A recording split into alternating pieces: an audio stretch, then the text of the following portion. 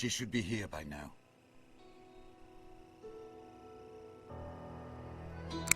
Bien. So let's get started.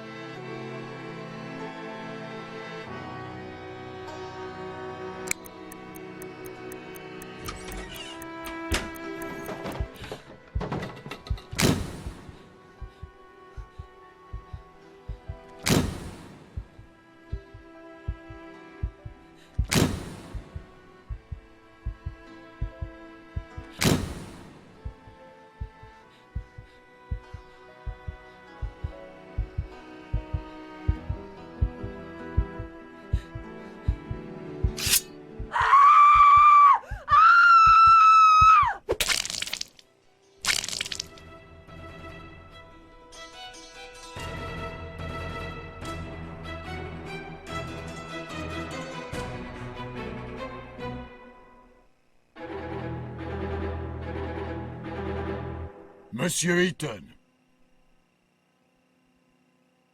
Monsieur Eaton.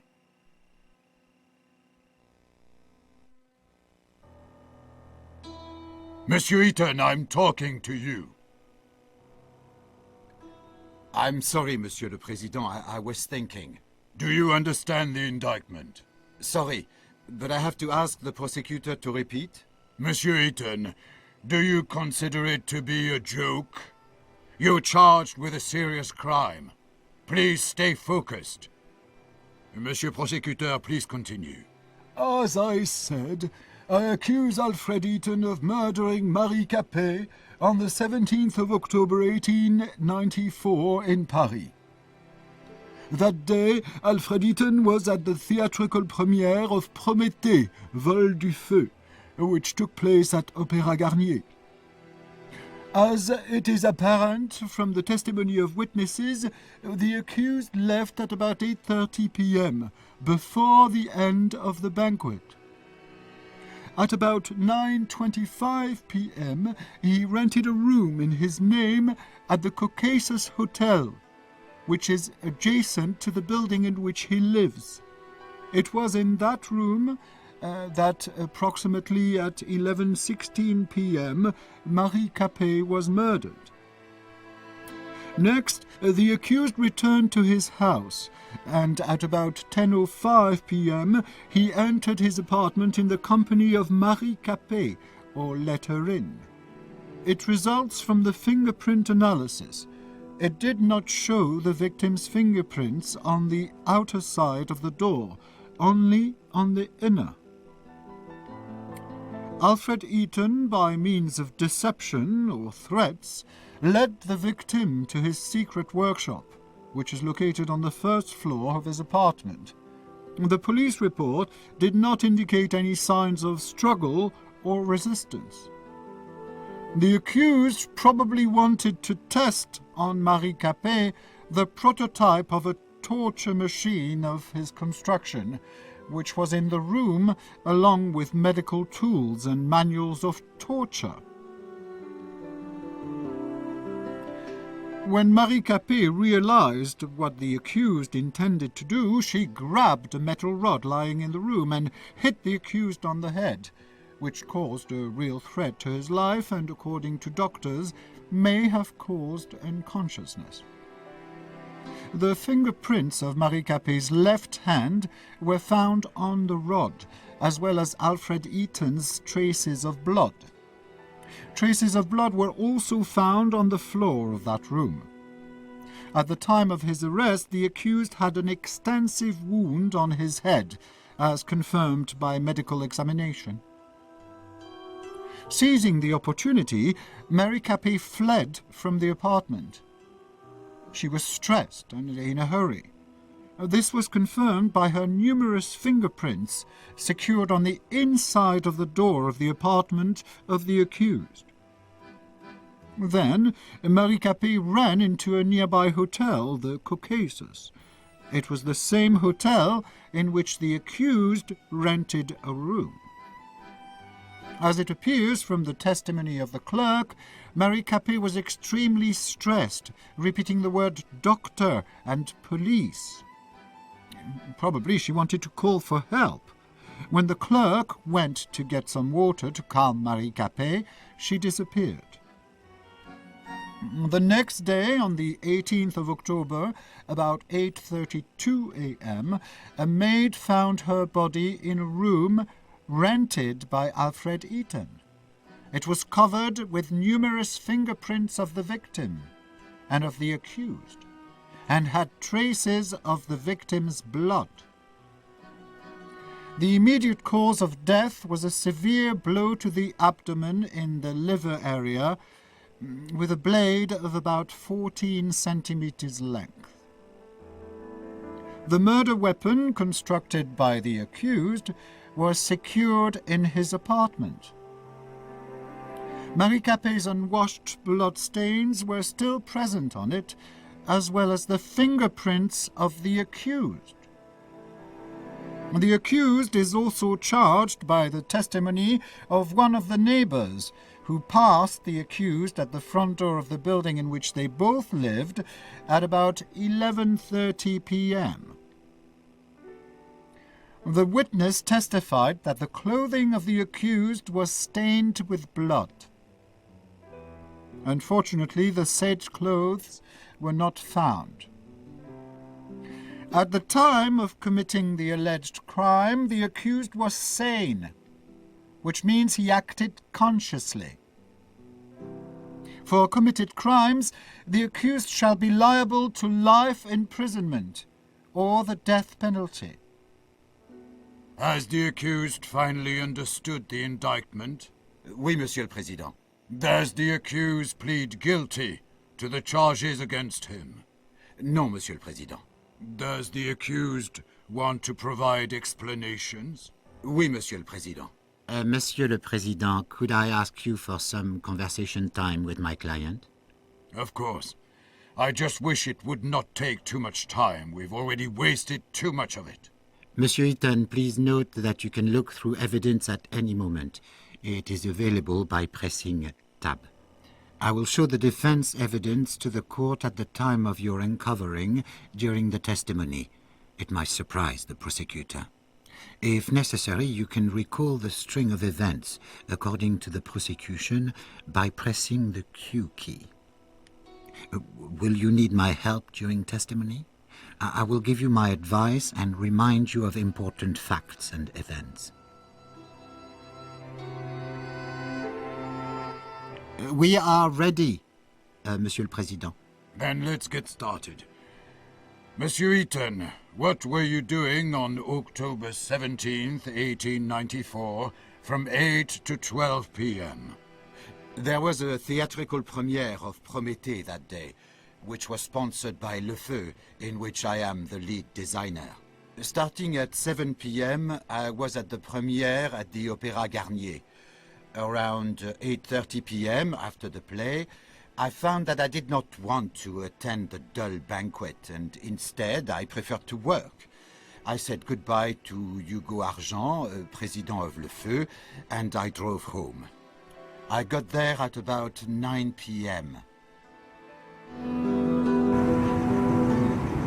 For a moment, I admired the charms of Montmartre.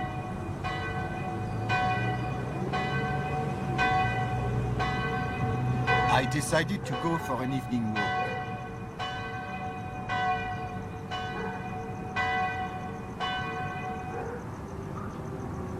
I knocked, but no one answered. Later, I read the restaurant's menu.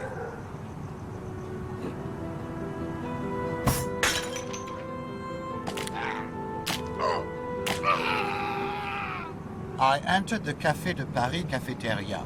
I wanted to drink some good wine and eat a piece of cheese. A group of Parisian rabble tried to throw me out, screaming that there was no room for gypsy thieves. They beat me and threw me into the street. I was all covered in blood. Did you report this fact to police officers?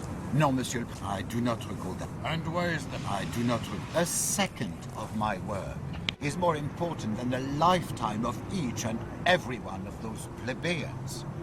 Besides, if I had reported it, I would have done them a favor. What do you mean, Monsieur Eaton? I do not recall that. I understand.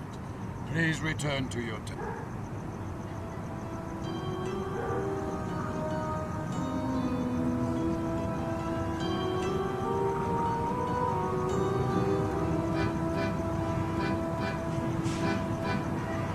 I do not recall that part.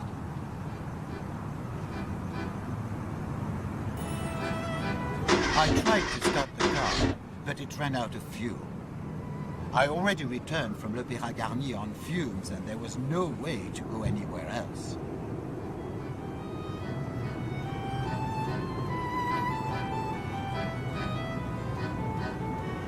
I opened the gate.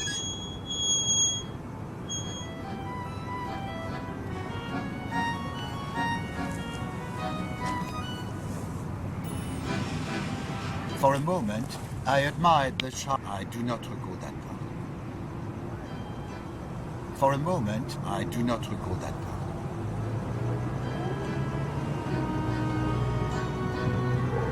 I looked at slogans written by the rabble. They incited to the new revolution. I read cultural announcements.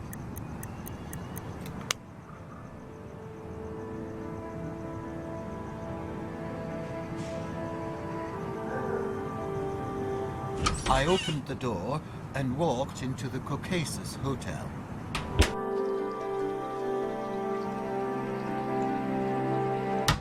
Next, I wanted to open the door to the restaurant, but it was closed because of the late hour. I opened the door to the phone room.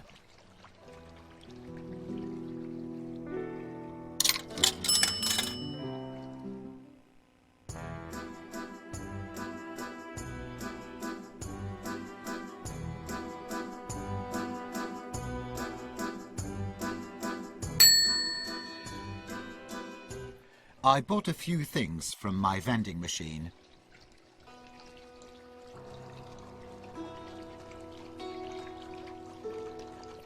I looked at the poster of the play Prométhée, sponsored by Le Feu Company. It was the exact premiere where I had spent the evening. I looked through an advertisement of a company offering blimp tours over Paris.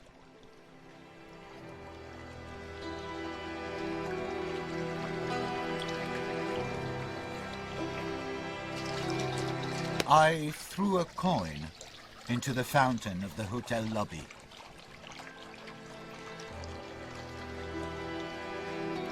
Apparently, the clerk noticed my state, but the rules of savoir-vivre did not let him make any commentary. I wanted to rent a room in a hotel, but the clerk said that a room had already been rented in my name. He said it's on the top floor and gave me a spare key. I must add that the conversation with this man was not held at about 9:25 p.m., as according to his testimony, but at a different time. Monsieur Eaton, do you claim that you did not rent that room? Oui, Monsieur le Président, but I knew it could not be a coincidence. The name Ethan is not that common. So you tried to learn more from the clerk? Yes. However, he hid behind his professional secrecy. I knew he wouldn't tell me a thing. I do not understand one more thing. You live next to the hotel, so why did you want to rent a room there? Sometimes I meet up with some girls of the Moulin Rouge, and due to my reputation, I prefer not to do it in my apartment. Did you meet Marie Capet face to face? No, Monsieur le Président, never. I understand. Please continue.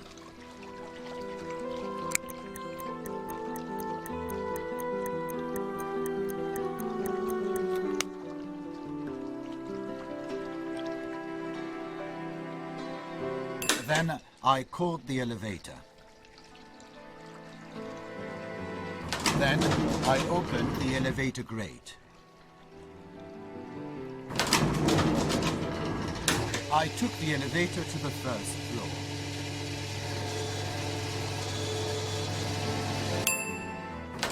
I opened the elevator grate. Then I took the elevator to the second floor.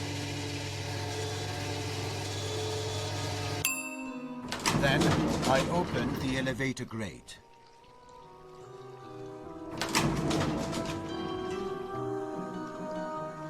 Then I opened the door.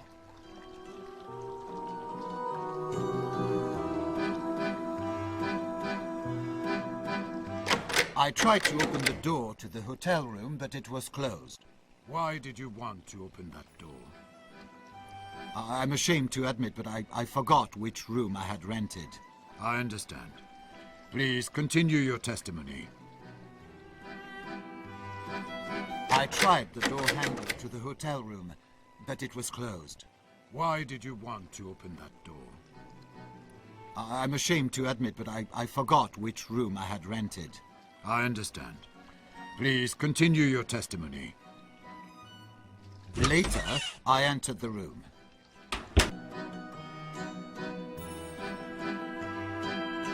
I drank some decent champagne.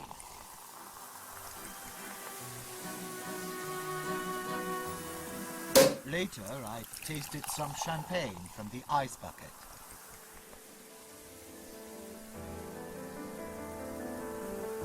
There was a suitcase in the room filled with francs. I picked it up and took it with me. Monsieur Eaton, why did you take the suitcase with you? Monsieur le Président, there was a suitcase filled with money in the room, rented in my name. I did not see any reason not to take it. Well, please continue your testimony. I drank some decent champagne. For a moment, I watched the rooftops of Paris through the window.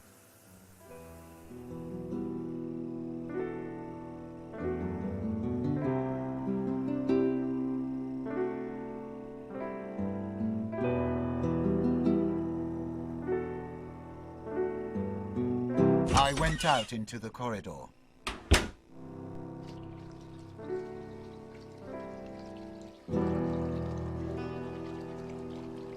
I opened the inner door.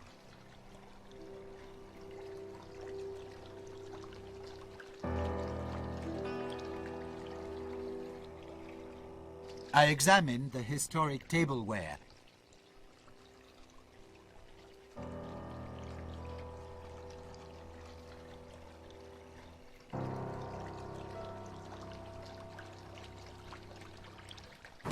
I opened the elevator grate. I took the elevator to the ground floor.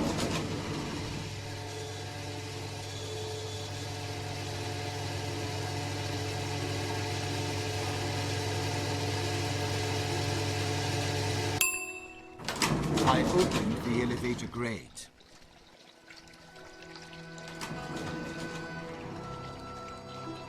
I wanted to check the guest book, but I couldn't do that with the clerk nearby.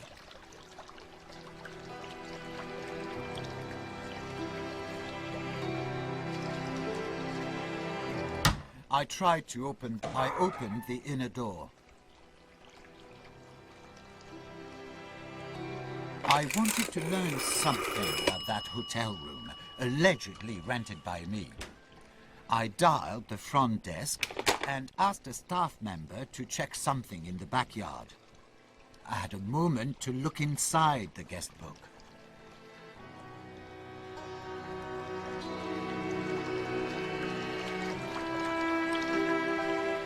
I checked the guest book.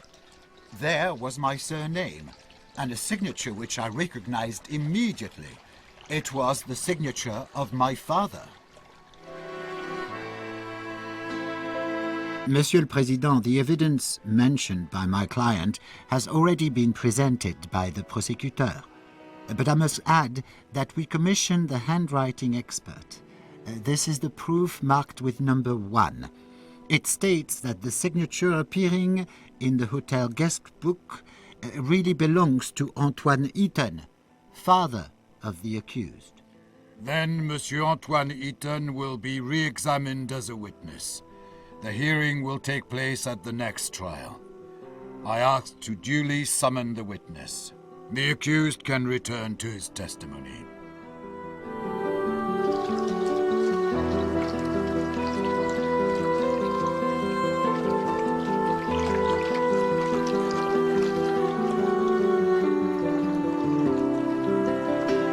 Later, I opened the door and walked out into the street.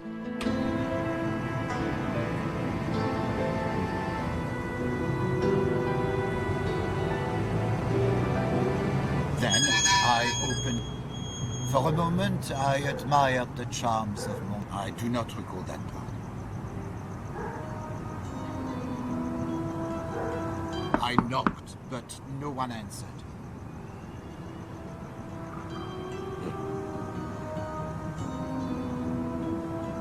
I read cultural announcements. I drank some decent champagne.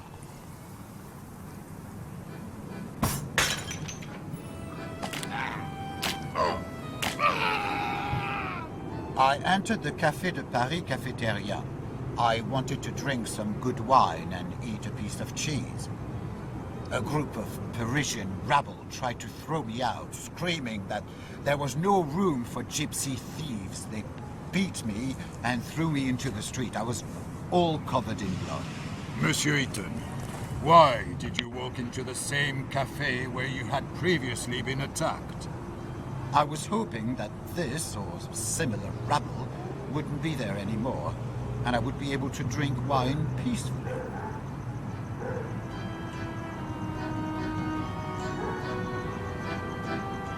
I opened the door and entered my building.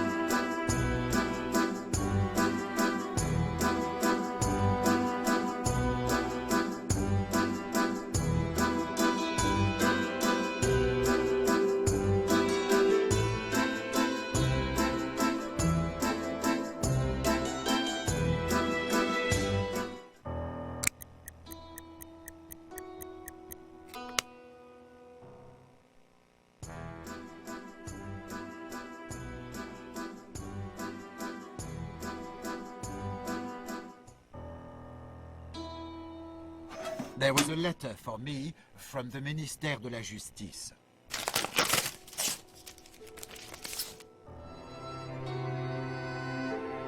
Monsieur le Président, this is the evidence marked with number 2.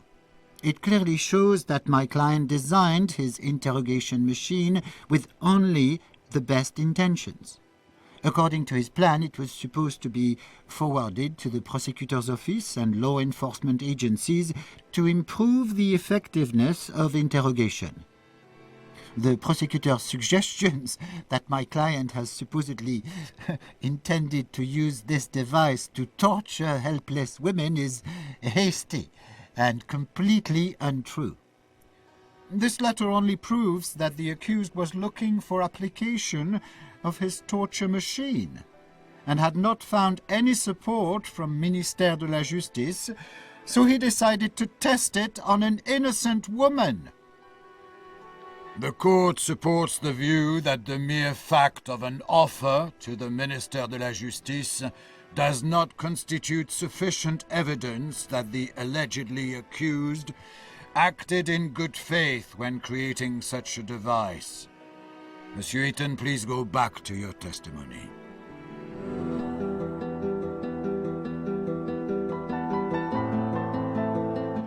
I noticed that my neighbors still cluttered the hallway with his old bicycle.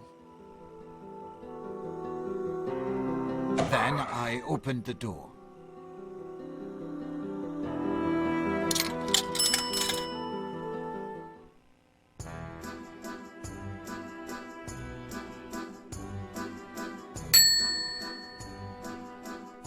Then I bought something from the... I looked at posters on the bulletin board. Then I opened the elevator grate. I decided to use the stairs instead of the elevator. Then I used the stairs. I checked the light switch to see if it was already repaired, but it still didn't work. I knocked, but no one answered. I knocked at Monsieur Brissot's door, and he called back after some time. Do you always visit your neighbors at such odd hours? Monsieur Brissot is the only neighbor I like. I believe with reciprocity. He goes to sleep late, and sometimes we like to argue about politics and the influence of La Révolution on today's France. Please, return to your testimony.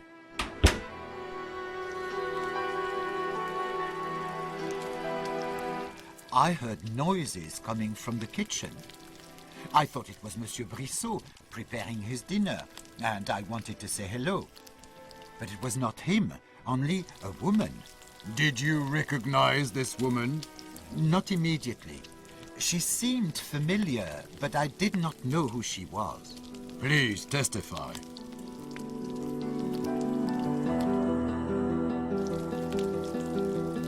I opened the door to the living room of Monsieur Brissot. There was a letter tucked into Monsieur Brissot's book. The Lordship Service Association was the sender. Monsieur le Président, this is the evidence marked with number 10. It is a letter sent by a fictitious organization to Monsieur Brissot, which, as it was said in the letter, cultivated traditions of the French nobility and was sending Madame Capet as servant for free. The letter was sent several days before the murder. So the question arises, who had really sent Marie Capet to Monsieur Brissot? And what were their intentions? Thank you for the clarification.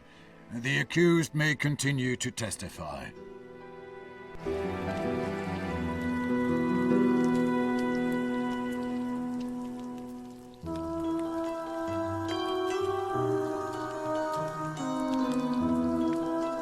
The apartment was full of empty bottles. I noticed many empty bottles in the room. Monsieur Brissot, for a moment, I watched the rooftops of Paris through the window.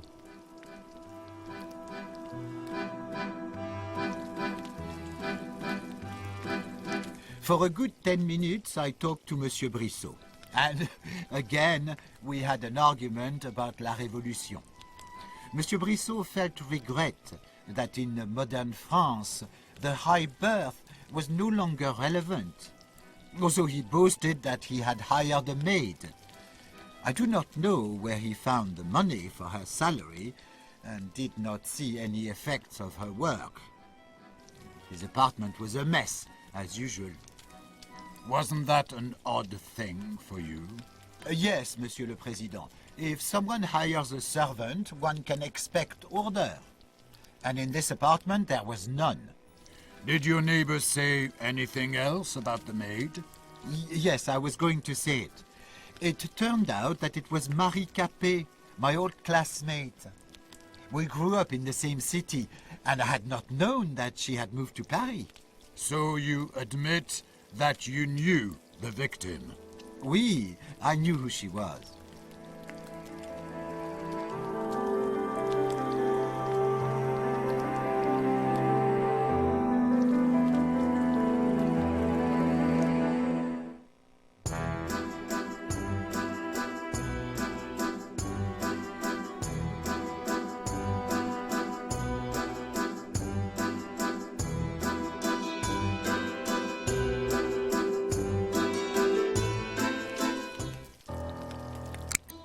For a moment, I watched the rooftops of Paris through the window. I didn't want to appear nosy, but I was curious about what was behind the door in the living room of Monsieur Brissot. I was curious to see behind the door in the living room, but I didn't want to upset my neighbor with my nosiness.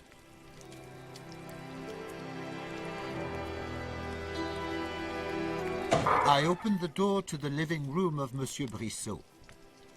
I was curious to see behind the door, but did not want to offend my host by nosing around. I was curious to see behind the door, but did not want to offend my host by nosing around. I knew how he is attached to the etiquette.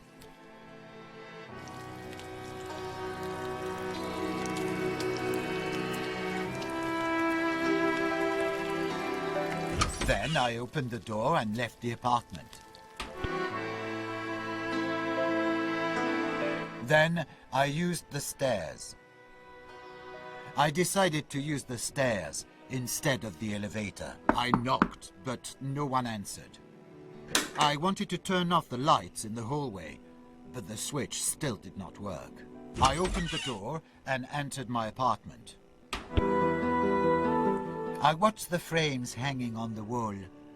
I loved their simplicity. It enhanced my creativity. For a moment, I admired the new sculptures that I had recently ordered.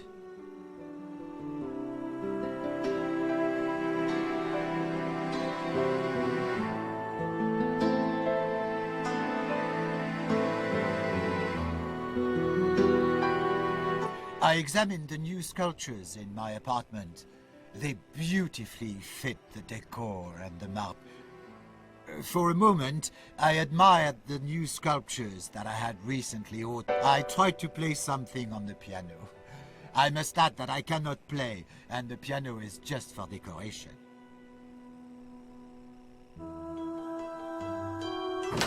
I opened the elevator grate.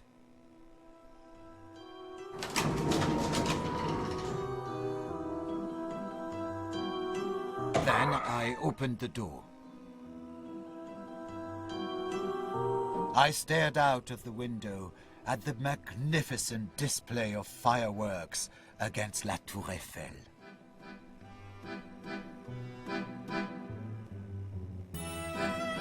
Then I opened the door. Then I ate some leftover oysters with a few caviar tarts from my lunch.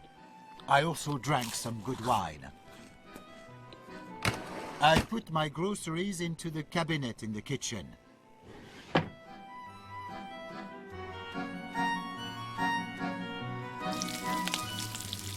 I was cooking dinner for the next day. Then I opened the door.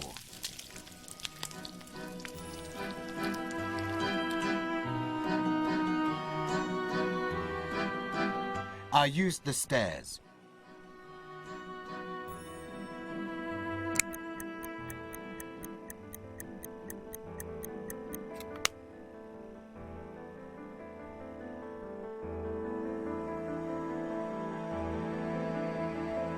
I examined my new invention's prototype and considered what else should be done.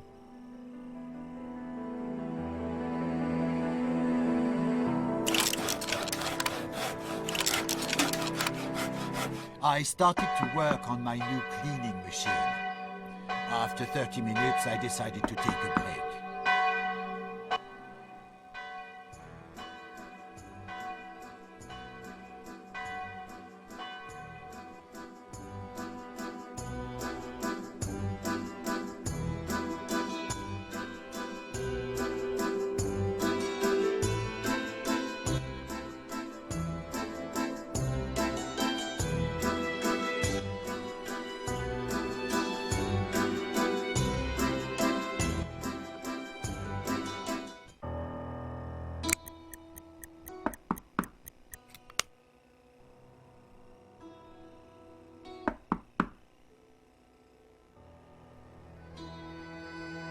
Then I opened the door.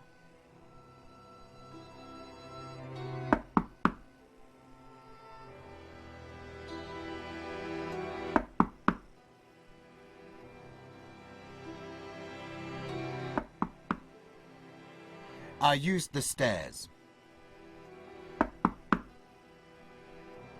I heard someone knocking at the door. I opened it, and there she was, Marie Capet. She saw my condition, and it apparently got her upset, but I assured her that everything was in order. I invited Marie Capet inside. She said she remembered me from school and was curious how things turned out for me.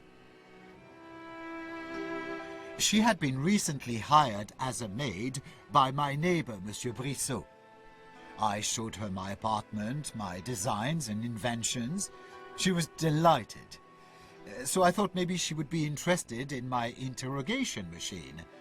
I took her to my private workshop. Then I felt a blow to my head, and I collapsed on the floor.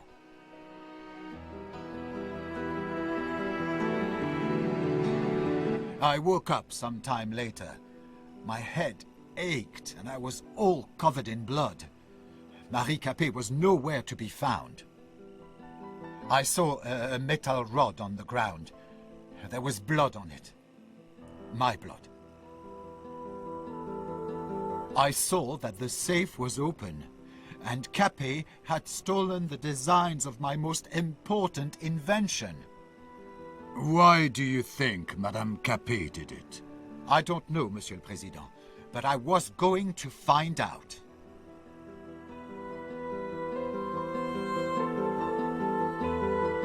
My journal, in which I described the construction process of my interrogation machine, was on my desk. Monsieur le Président, this is the evidence marked with number 3. It clearly shows that my client had only his best intentions during the construction of his interrogation device. According to his plan, it would be forwarded to the prosecutor's office and law enforcement agencies in order to improve the effectiveness of interrogation. My client also wrote that the first test of the machine would be conducted under the supervision of the Ministère de la Justice. Thank you, Counselor. The accused may return to his testimony.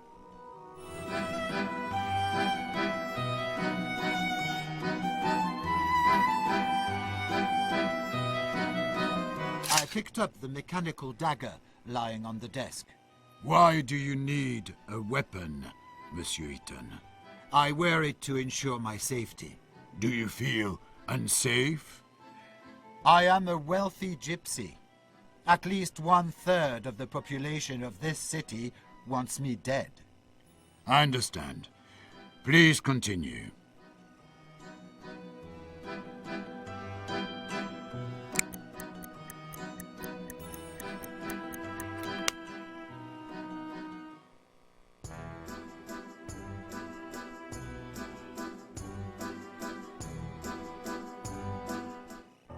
I turned down my prototype machine to interrogate prisoners.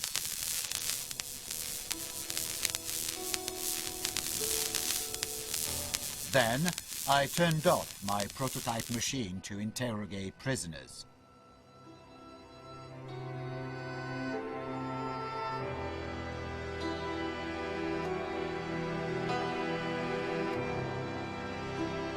Then I opened the door.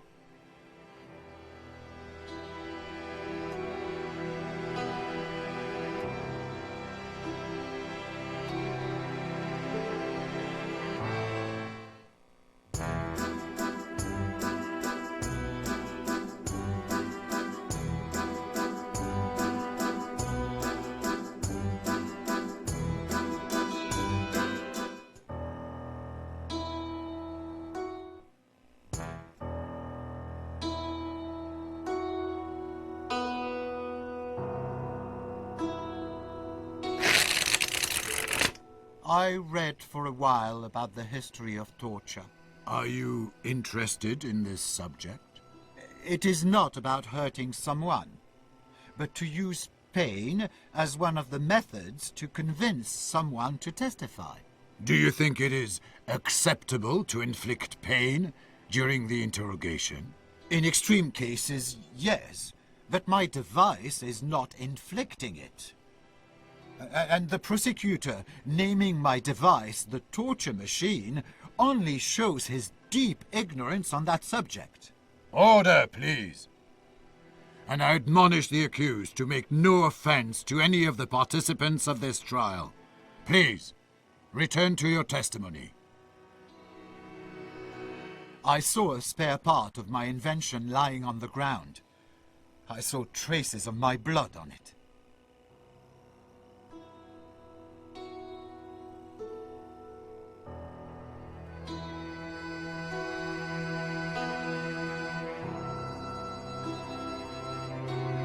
I used the stairs.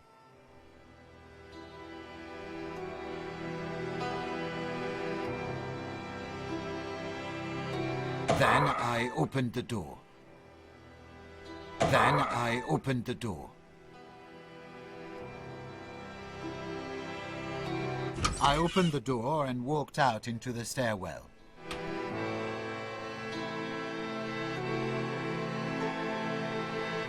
Then I used the stairs. I decided to use the stairs instead of the elevator. I knocked at Monsieur Brissot's door, and he called back after some time.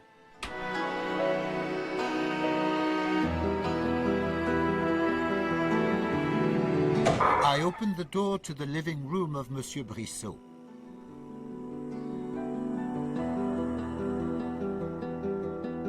I started asking Monsieur Brissot about his new servant, if he knew where she was and what she had been doing in my apartment. He said he had no knowledge whatsoever about any of this, and he regretted that she had violated the peace of the building. He let me look around her room because he thought that maybe I would find some sort of clue explaining her outrageous behavior. Apparently, Monsieur Brissot noticed my state, but the rules of savoir-vivre did not let him make any commentary.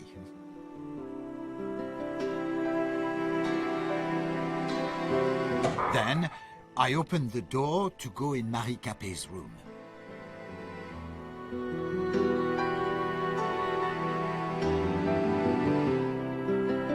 There were clippings about me hanging on the wall. They described my access to money, my inventions, and my achievements. Monsieur le Président, this is the evidence marked with number 7. One can conclude that the victim is obviously obsessed with my client. Thank you for your clarifications, Monsieur Eaton. Please continue.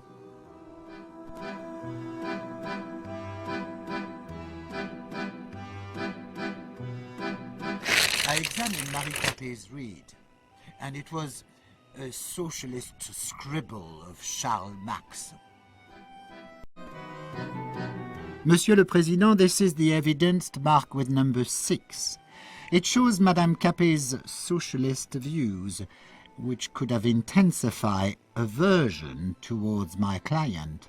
Thank you for your clarification, Monsieur Eaton. Please return to your testimony.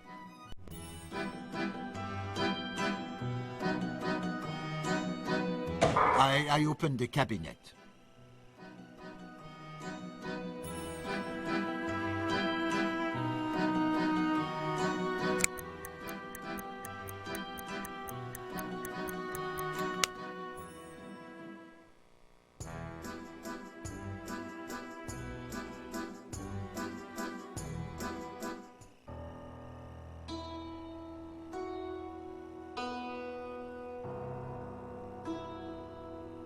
I opened the door to Madame Capet's room.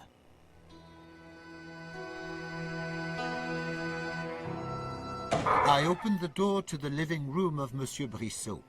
I was curious to see behind the door, but did not want to. Then I opened the door and left the apartment. Then I used the stairs. I opened the inner door. I checked my mailbox again. I noticed that my neighbor's bicycle still cluttered the hallway. I opened the door and walked out into the street.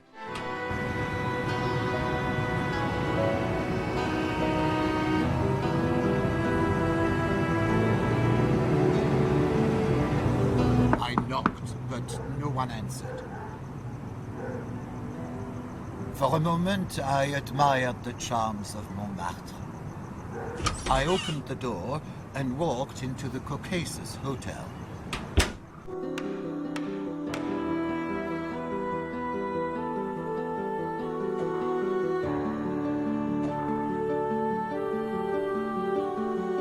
I've just received an urgent package from the Procureur de la République containing new evidence in the case. I ask both the parties to get acquainted with it. It is a letter from the attorney's office from 1 week before the murder, which calls Alfred Eaton in attendance to forward the designs of the invention which he has constructed in secret from Le Feu Company. The firm acted on behalf of the president of the company, Hugo Argent. Monsieur Eaton, have you received the letter? Oui, Monsieur le Président. When did you receive it? I don't remember exactly, but probably on the 10th of October. So, exactly 1 week before the murder. Oui, Monsieur le Président. Which designs are mentioned in this letter? Designs of my secret invention on which I was working in my free time. It has no connection with Le Feu. Therefore, why did the firm send you this letter on behalf of Hugo Argent? Hugo must have guessed what great potential my invention had, and how profitable it could be. Did you keep your designs in your apartment? Oui, Monsieur le Président, in the safe, in my secret workshop. Due to the new circumstances which may be relevant to the case, I order rehearing of Hugo Argent. Please summon the witness. There will also be a rehearing of Antoine Eaton, father of the accused, due to the suspicion that he had rented the room in which the murder was committed. And at this time I announce a break. The next court session will be held tomorrow at the same time.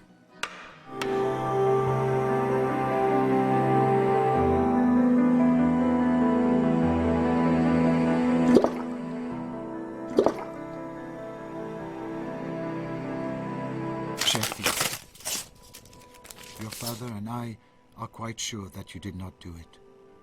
You couldn't have. We love you, and we are waiting for you at home. Please, leave this cursed Paris and return to your home parts. Mama et Papa. P.S. Papa asks you not to mention the hotel guest book. Apparently you know what that means?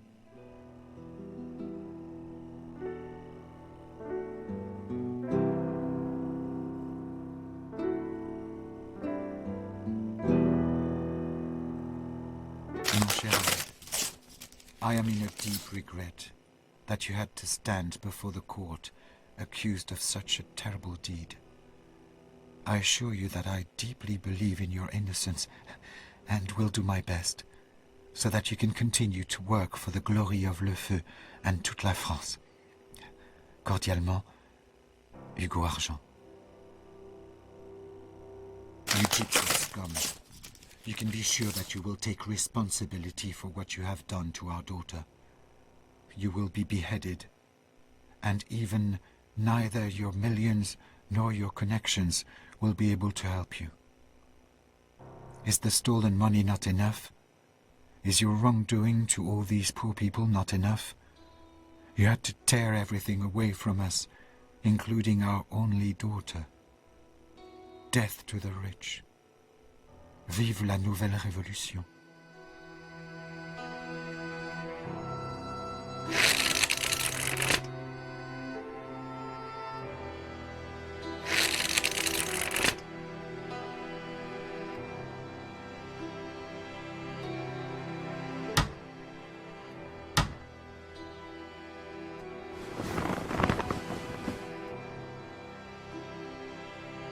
Monsieur Eaton, please hurry. The court is already in waiting. Bienvenue, messieurs. We are all present, so we can begin.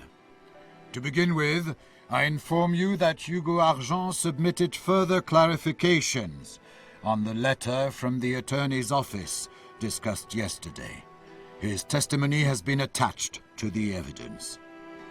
Antoine Eaton, too, has submitted clarification on the issue of the rented room in the Caucasus Hotel.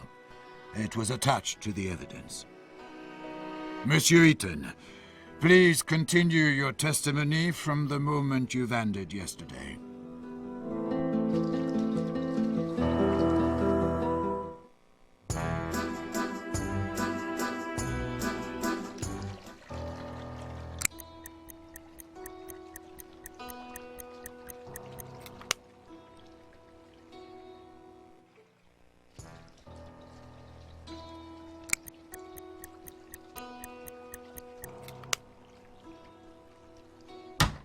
Next, I wanted to open the door. I opened the inner door.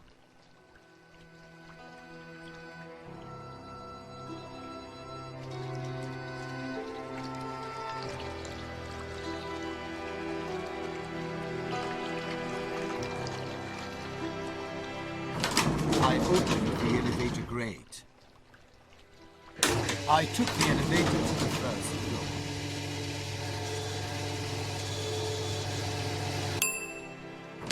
I opened the elevator grate. I took the elevator to the second floor.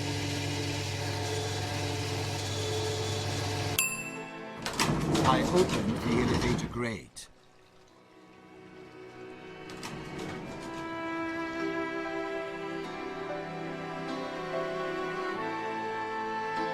I stared out the window at the quiet street of Montmartre.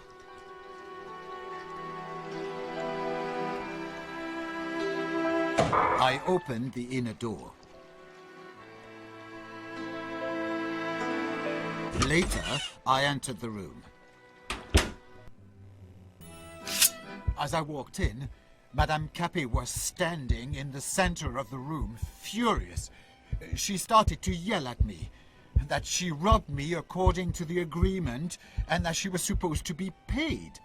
She started to insult me, calling me a dirty gypsy, a thief, and a fraud.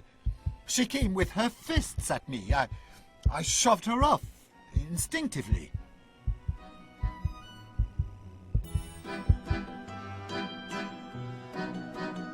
I did not know what to do.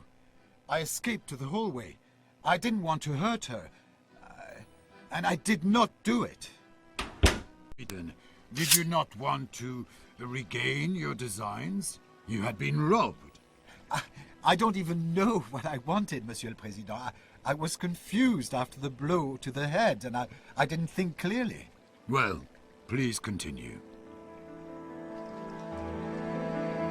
I tried the door handle to the hotel room, but it was closed. Why did you try to open the door to someone else's room? Honestly, I do not know, Monsieur le Président.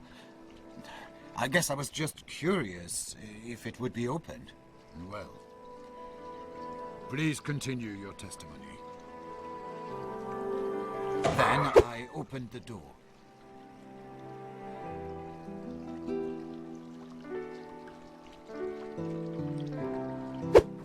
I opened the elevator grate. Later, I took the elevator to the ground floor.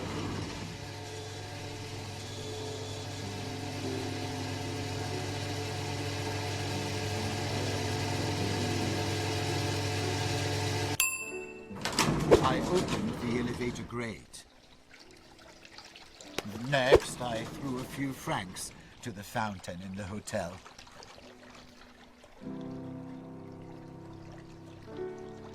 I opened the door and walked out into the street.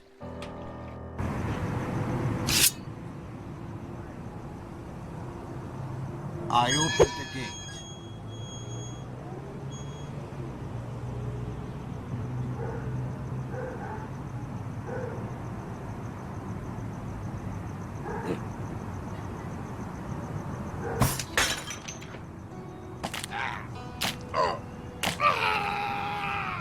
I entered the Café de Paris cafeteria. I wanted to drink some good wine and eat a piece of cheese. A group of Parisian rabble tried to throw me out, screaming that there was no room for gypsy thieves. They beat me and threw me into the street. I was all covered in blood. Monsieur Eaton, why did you walk into the same cafe where you had previously been attacked? I was hoping that this, or similar rabble, wouldn't be there anymore, and I would be able to drink wine peacefully.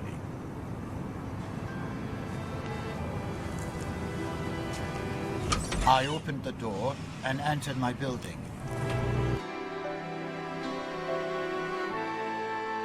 Once again, I checked my mirror. I opened the inner door. Then I used the stairs. I knocked at Monsieur Brissot's door, and he called back after some time.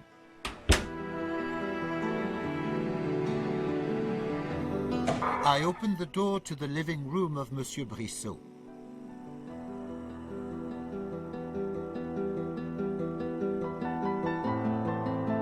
I opened the door to Madame Capet's room. I opened the cabinet. I found a letter in her bedside table addressed to Marie Capet. Someone had ordered her to obtain secret designs of my new invention. Her employer knew about the secret passage in my apartment, and he knew the combination of the safe. She was supposed to act on the day of the Prométhée Première funded by us, and which I attended. After gaining the designs, Madame Capet was supposed to meet her employer in the apartment on the top floor of the Caucasus Hotel. The letter was not signed. Monsieur le Président, this is the evidence marked with number 8. It clearly indicates the intention of committing the crime by the victim, which, according to my client's testimony, Madame Capet committed on the day of her death. Not only did she break into the apartment of my client, deprived him of his extremely important documents, but also she was acting with the intention to kill him by hitting him on the head with a heavy object, which resulted in loss of consciousness and brain damage. Then she fled the scene without calling for medical help or making sure that my client was alive. So your client had sufficient motive to commit that murder. Gentlemen, please calm down. The evaluation of the evidence is in the hands of the court. Monsieur le Président, I have to stress out that, according to the disclosed facts, it can be concluded that the suitcase with the money found by my client in the hotel room was to provide remuneration for the theft commissioned to Marie Capet in the said letter. The money was marked and constitutes the evidence number 9. Monsieur Eaton, please continue.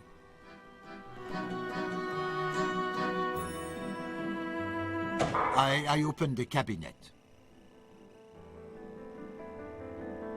Then, I opened the door to go in Marie Capet's room. I opened the door to the lift. I was curious to see behind the door, but did not want to offend my host. I opened the door and walked out into the hallway.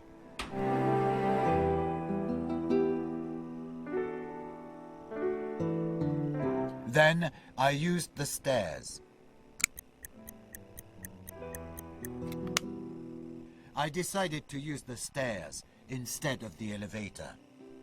I opened the door and entered my apartment. I glanced on the frames hanging on the wall. Their simplicity calmed me down and allowed me to focus.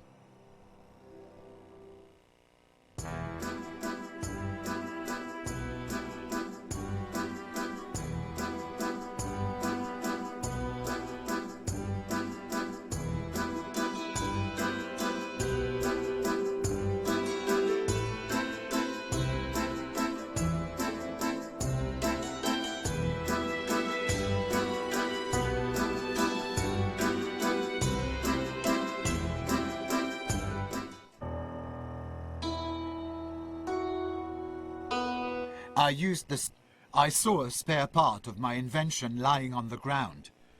I saw traces of my blood on it.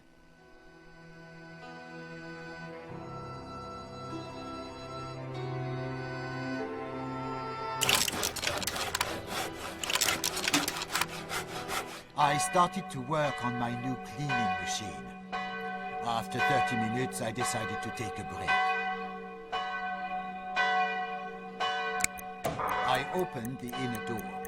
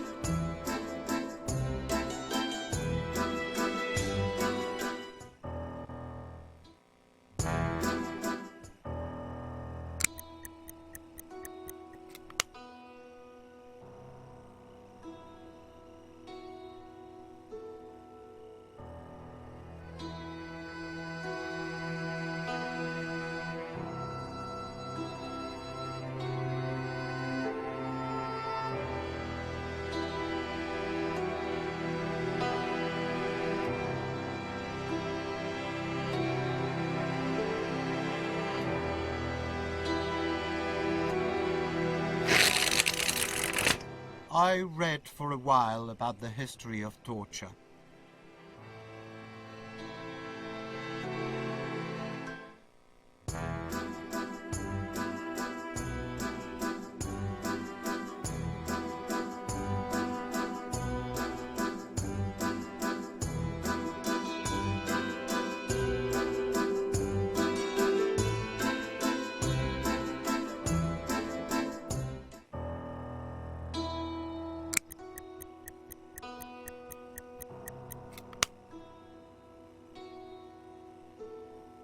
I used the stairs.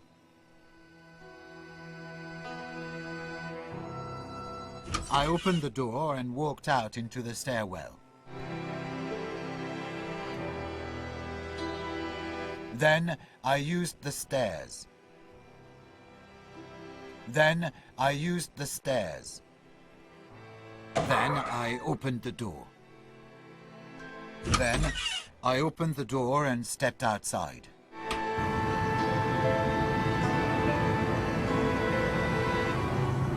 For a moment, I admired the charms of Montmartre. I opened the door and walked into the Caucasus Hotel.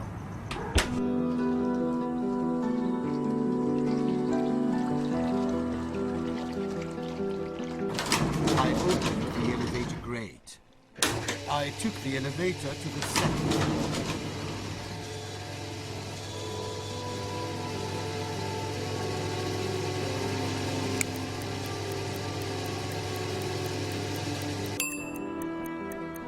Then I opened the elevator grate.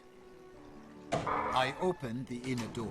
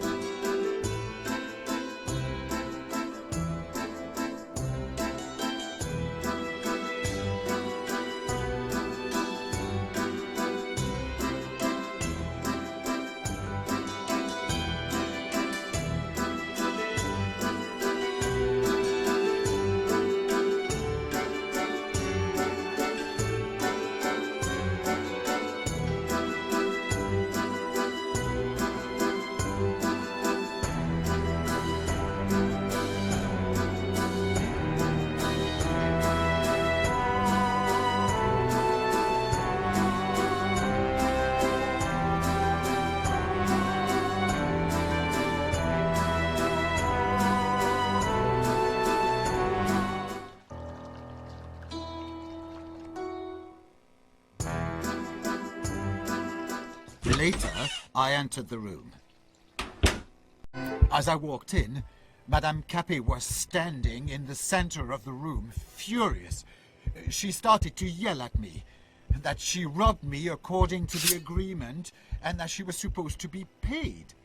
She started to insult me, calling me a dirty gypsy, a thief, and a fraud. She came with her fists at me. I shoved her off, instinctively.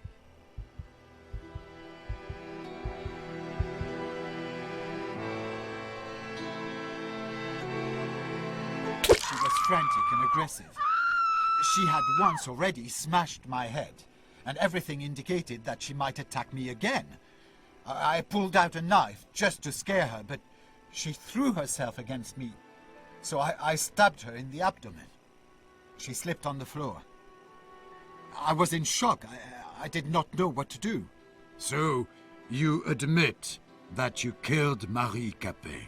Oui, Monsieur le Président. However, I must say that it was in self-defense. Please continue your testimony.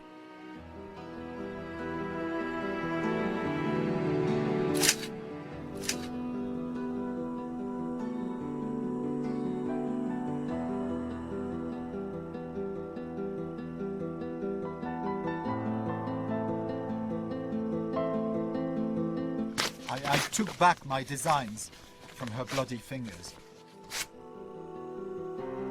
Later, I tasted some champagne from the ice bucket.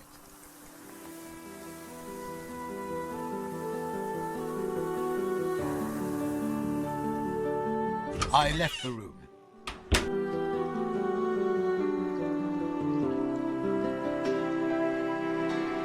Then I opened the door.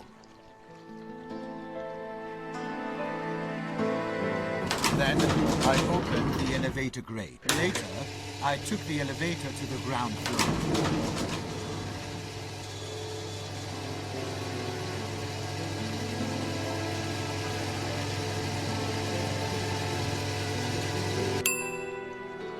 Then I opened the elevator grate.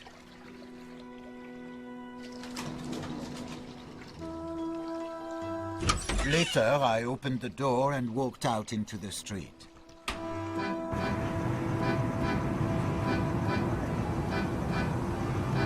Then I opened the gate. For a moment, I admired the charms of Montmartre. I do not recall that part. I opened the door and entered my building.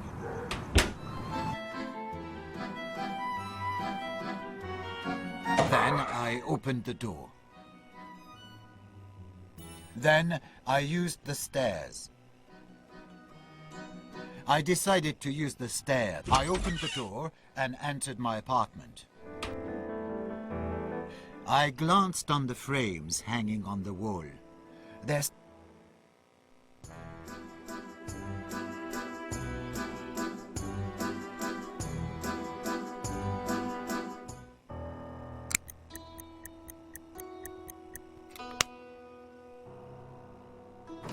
I opened the elevator grate.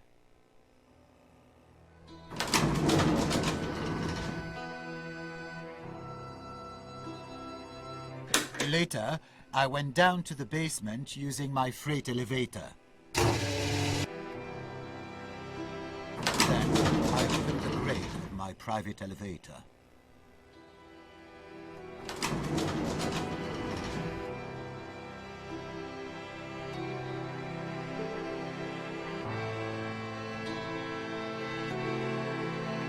I stared out of the window at the magnificent display of fireworks against La Tour Eiffel.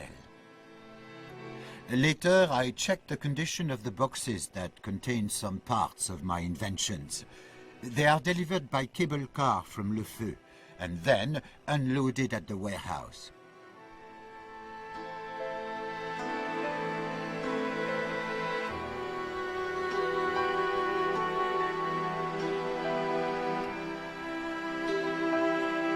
I opened the elevator grate.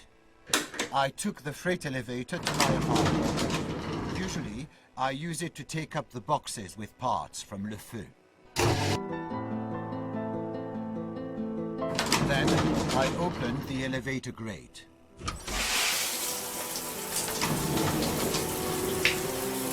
I took a bath, washing away any traces of blood.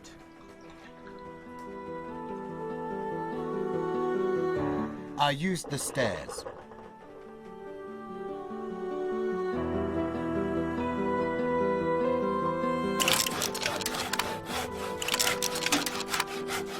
I was tired after the banquet, so I immediately went to sleep. I was even too tired to undress.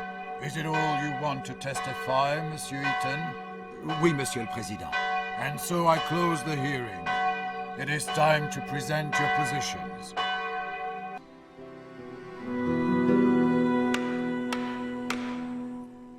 Monsieur le Président, the accused tried to trick himself off the responsibility. He used cunning rhetoric, trying to hide more and more of his new lies.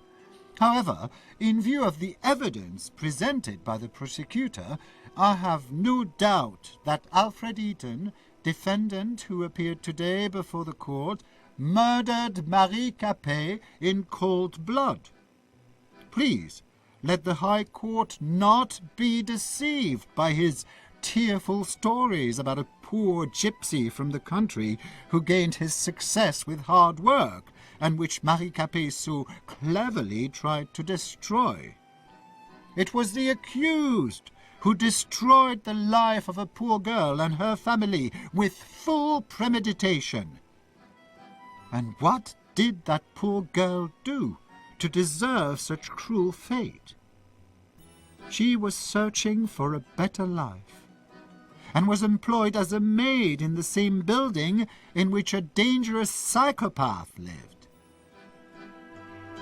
According to the prosecution, the accused is guilty, Monsieur le Président.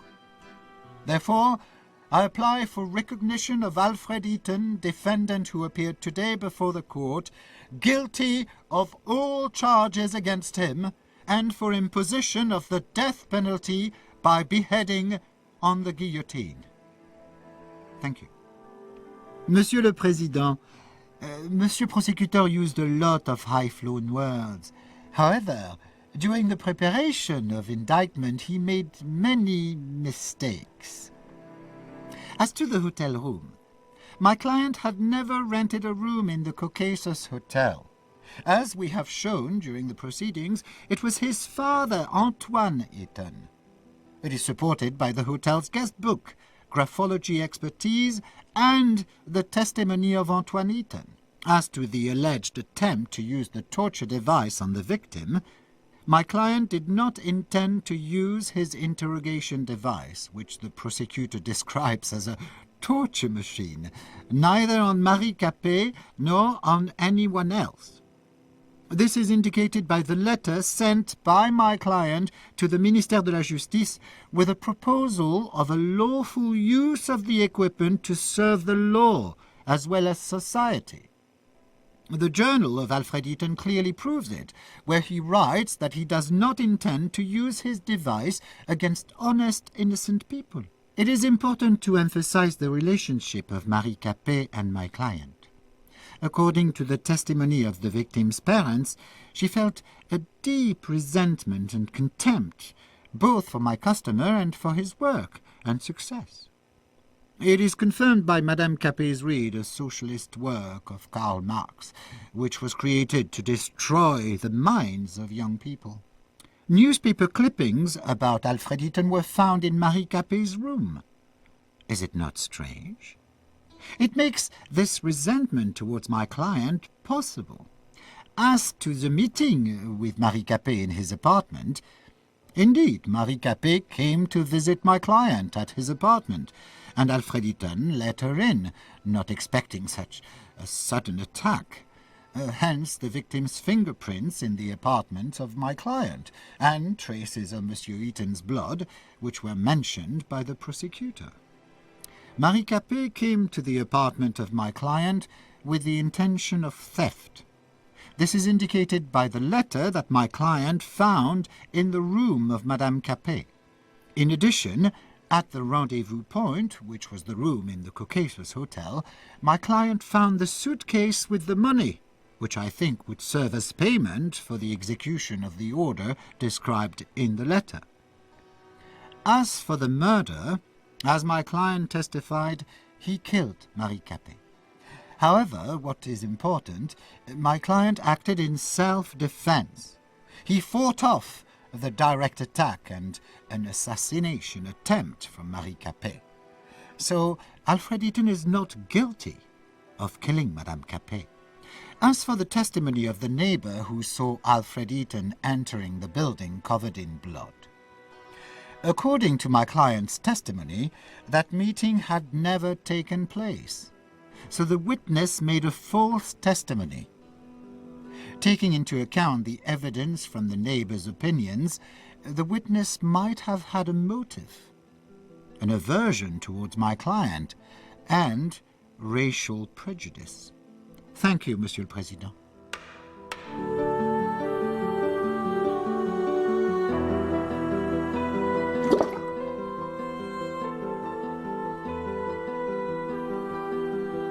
Monsieur Eaton, the French Gypsy Association wishes to send you support and condolences for the persecution caused by your gypsy origin. We are aware that it was the main cause of your indictment. We offer you a safe haven if you decide to leave the prison in less official way. One of our persecuted members, who had also been imprisoned in the prison de la Santé, mentions the decayed walls in most of the cells.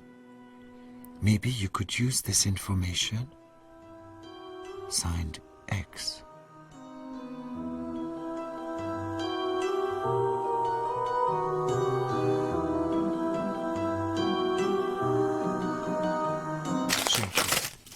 Your father and I are praying for you, and we believe that the court will be merciful. Maman et Papa. Postscriptum.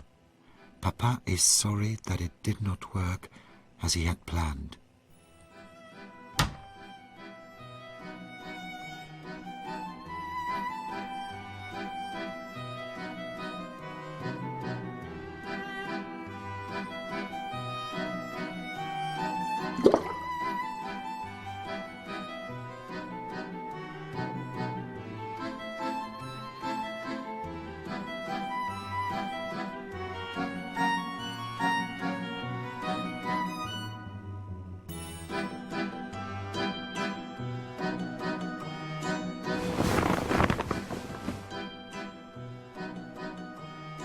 Monsieur Eaton, please hurry.